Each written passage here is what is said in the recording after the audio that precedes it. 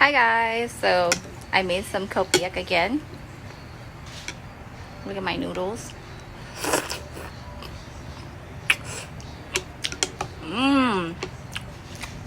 So I got a request asking if I could show you guys how I made my homemade noodles. Of course, I can show you guys. I have two flours I like to use. The red rice flour and the tapioca starch blue bag. So you're gonna add the one bag of rice flour, the red one. And then you're gonna add the blue bag. Okay?